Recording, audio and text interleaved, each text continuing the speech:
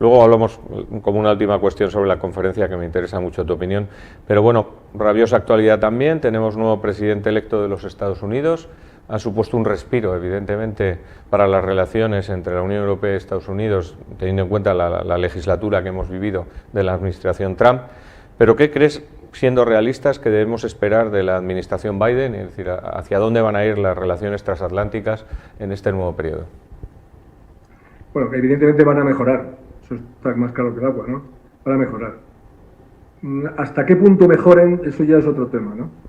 Pero no cabe duda de que pasar de Trump a Biden es un cambio espectacular, ¿no? Porque en una sociedad tan polarizada como la estadounidense en este momento, tan dividida en este momento, el pasar de un presidente como Trump a un presidente no creíble, un presidente que sistemáticamente miente, como es el caso de Trump, que ha convirtió la mentira en un arma política sistemática, pues pasarlo a Biden, que es una persona que no tiene nada que ver, que tiene además digamos, en su currículum tiene haber sido un buen vicepresidente de los Estados Unidos en la época de Barack Obama, una muy buena época para Estados Unidos en las relaciones transatlánticas, las relaciones con el mundo, pues es un cambio pues, muy importante, muy positivo, y todos estamos encantados de que Biden, a pesar de que sigue dificultándole el traspaso de poderes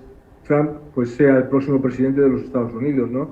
Las relaciones transatlánticas van a mejorar en muchos aspectos, van a mejorar desde el punto de vista comercial, porque va a haber una bajada claramente en el altísimo nivel de proteccionismo que había puesto Trump. A los españoles nos van a afectar muy bien, por ejemplo, a los aceiteros les va a venir muy bien, porque todas esas tarifas que han dificultado enormemente la exportación a Estados Unidos de aceite, pues previsiblemente van a bajar, ¿no? Con lo cual eso ya es un punto positivo.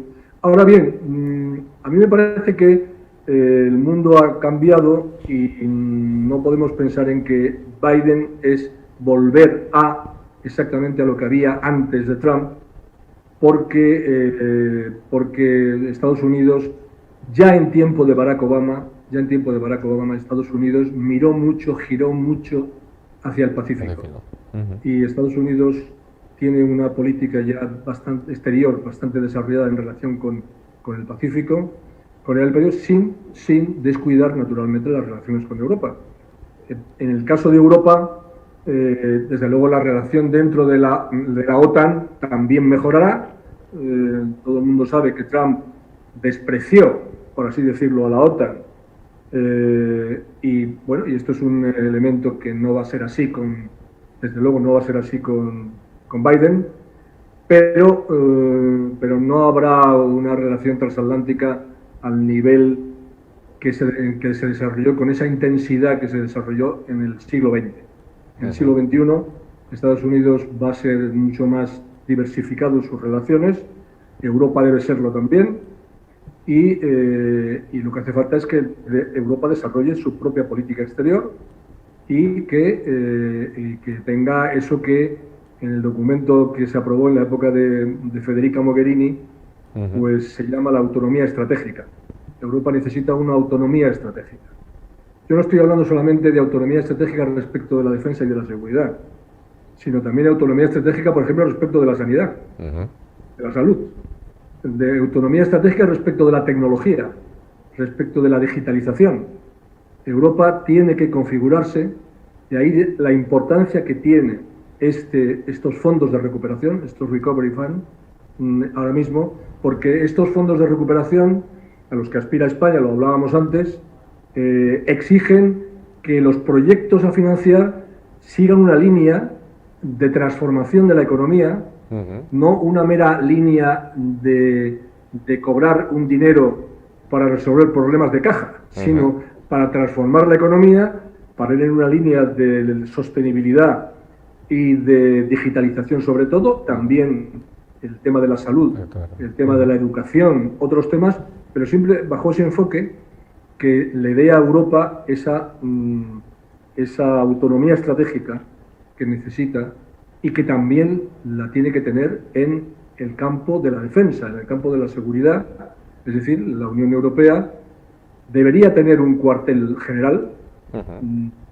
europeo para misiones que, no estando en contradicción con los principios básicos de la Alianza Atlántica, puede interesarle realizar misiones militares, puede interesarle realizar a Europa y en que Estados Unidos no participe, no tiene por qué participar en todo. Entonces eso es, yo creo, que un elemento muy importante del futuro de las relaciones transatlánticas. Tendrán que ser relaciones buenas, fundamentales, porque participamos de unos valores. Hablábamos antes de los valores, no cabe duda de que la idea del rule of law, de las libertades, esto es una cosa que se comparte entre Europa y Norteamérica, y por tanto eso siempre estará ahí, ¿no? No cabe duda de que siempre estará ahí.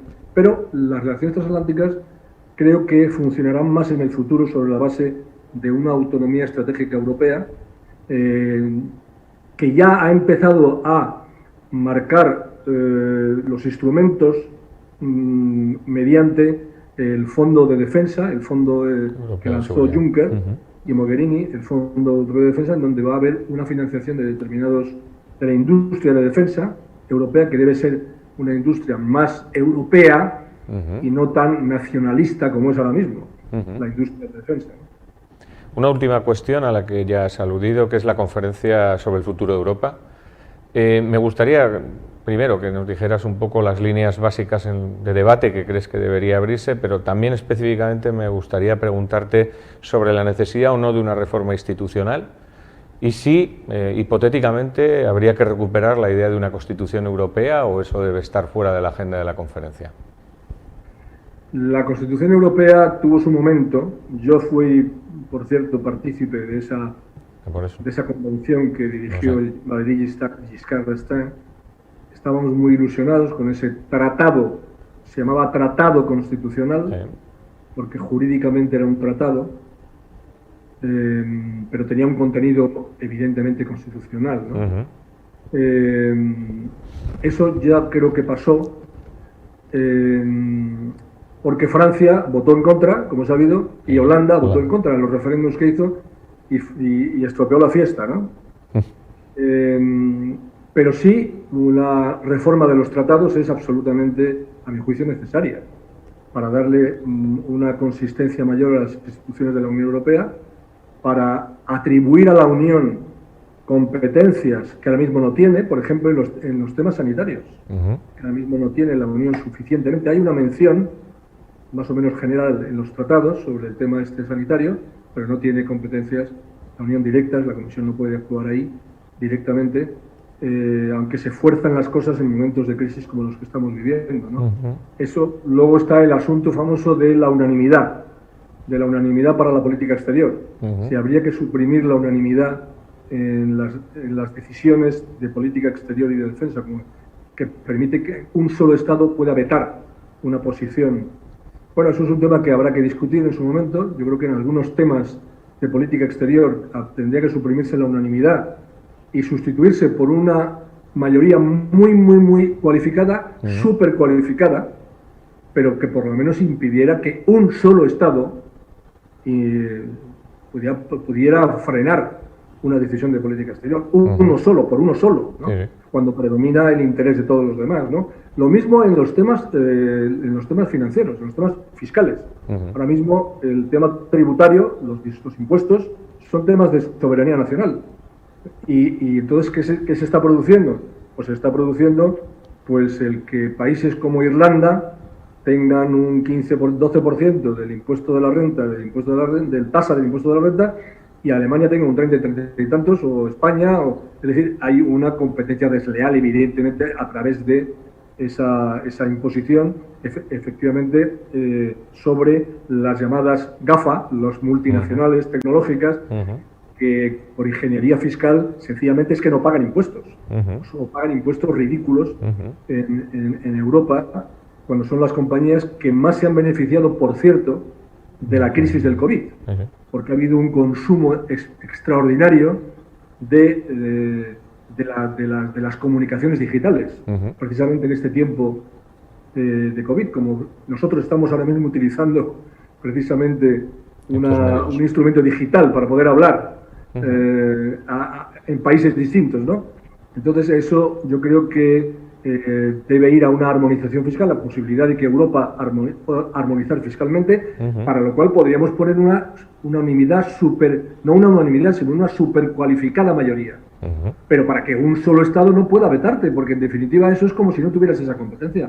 Es un poco cínico, hipócrita el decir que Europa tiene competencias sobre un tema sobre el que hay necesidad de unanimidad, porque eso es como no tenerlas. En cuanto que un Estado no quiere, pues se acabó el asunto, ¿no? Por tanto, yo creo que la conferencia sobre el futuro de Europa, por ejemplo, para el pilar social, para edificar un pilar social.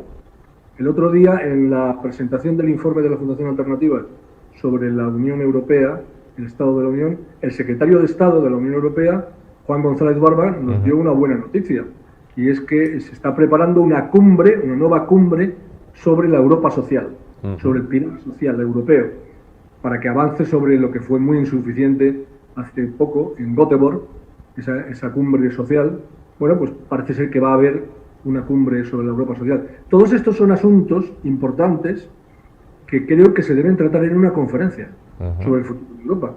Y esperemos que eso... Hay un compromiso. Se ha retrasado por razones obvias este año. Yo no espero que este año se lance.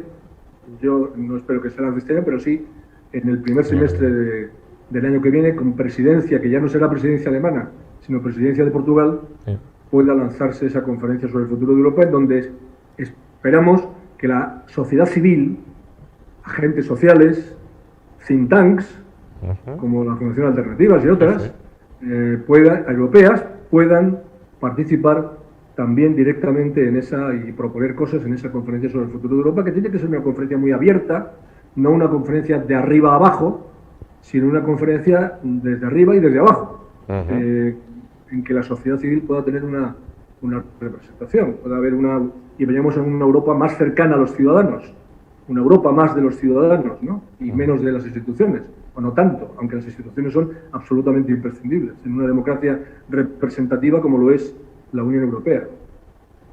Muy bien, muchas gracias, Diego. Ha sido un placer contar con tus opiniones y bueno, mucha suerte, mucho ánimo en esta situación que estamos viviendo todos, y volveremos a contar con tus opiniones en otra entrevista futura. Estaré encantado de participar.